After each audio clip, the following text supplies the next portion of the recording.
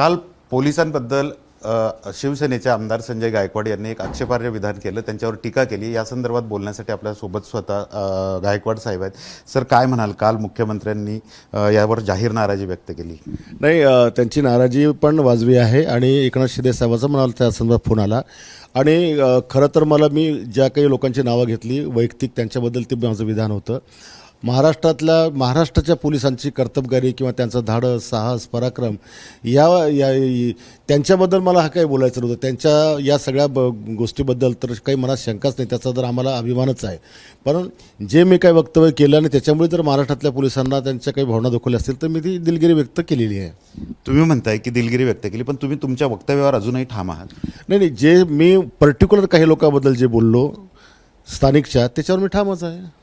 पण तुम्ही सत्तेत आहात, मग स्थानिक लोकांवर तुम्ही जे अधिकारी चुकत असतील किंवा कर्मचारी चुकत असतील त्यांच्यावर कारवाई करण्यासाठी तुम्ही पुढाकार का नाही घेत? नाही, आता असा जर कारवाईला पुढाकार घेतला तर प्रचंड मोठं वादळ त्या ठिकाणी उठल।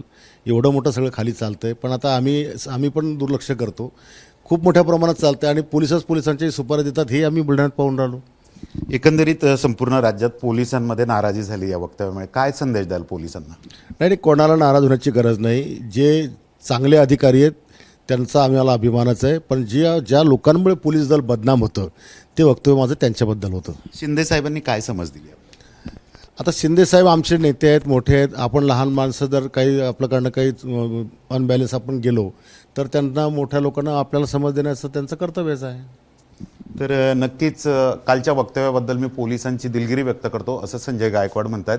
यासोबतच एकनाथ शिंदे यांनी गायकवाड सरांना फोन करून त्याबद्दल वक्तव्यही करण्याचं सांगितलं आहे। Cameraman Shantaram sir, doctor Sanjay Mahajan, ABP माझा, बुलढाणा। एबीपी माझा, उघडा डोळे बघा नीट।